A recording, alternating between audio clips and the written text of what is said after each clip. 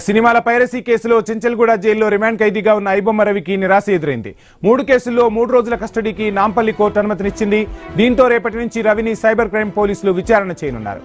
అతని నుంచి తెలుసుకోవాల్సిన విషయాలు, సేకరించాల్సిన ఆధారాలు ఇంకా ఉన్నాయని పోలీసులు కోర్టు దృష్టికి తీసుకొచ్చారు. బెయిల్ విచారణ సోమవారానికి వాయిదా పడింది.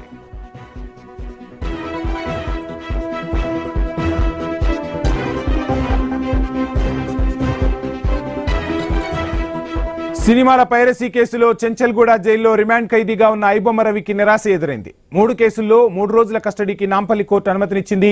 దీంతో రేపటి నుంచి రవిని సైబర్ క్రైమ్ పోలీసులు విచారణ చేయనున్నారు. అతని నుంచి తెలుసుకోవాల్సిన విషయాలు, సేకరించాల్సిన ఆధారాలు ఇంకా ఉన్నాయని పోలీసులు కోర్టు దృష్టికి తీసుకొచ్చారు. బెయిల్ విచారణ సోమవారానికి వాయిదా పడింది. ఇక ఇదే అంశానికి సంబంధించి ఫుల్ డీటెయిల్స్ మా ప్రతినిధి ప్రవీణ్ అందిస్తారు. ప్రవీణ్, మొత్తంగా ఐబొమ్మ రవి రిమాండ్ కొనసాగనున్నట్టుగా తెలుస్తుంది. డీటెయిల్స్ ఏంటి? మనం చూసుకుంటే కనుక మరోసారి ఐబొమ్మ రవికి పోలీసు కస్టడీ విధించారు.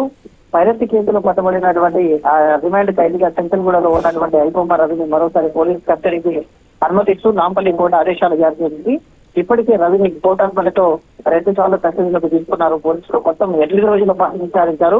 అయితే 4 వేరు కేసులు రవి పైన నమోదు చేశారు. రవి నుంచి తెలుసుకోవాల్సిన విషయాలు, సేకరించవలసిన ఆధారాలు ఇంకా చాలా ఉన్నాయంటూ కూడా మరోసారి రవిని కస్టడీకి ఇవ్వాలంటూ పోలీసులు అభ్యర్థించడం చేత మరో 3 రోజుల పాటు కస్టడీకి అనుమతిస్తూ కోర్టు ఆదేశాలు జారీ చేసింది.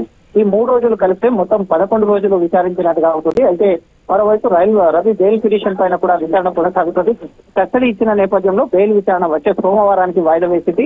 కోర్టు నుండి అనుమతి వచ్చిన నేపథ్యంలో రేపు ఉదయం రవిని చెంచల్గూడ జైలు నుండి పోలీసులు కస్టడీకి తీసుకొని సిసిఎస్ పోలీసులు మరో 3 రోజుల పాటు అయితే ఐబొమ్మ నిర్వాహకుడైనటువంటి ఇమ్ముడి రవిని విచారించే యోచనలో పోలీసులు అయితే ఉన్నట్టుగా తెలుస్తుంది. Right, thank you Praveen.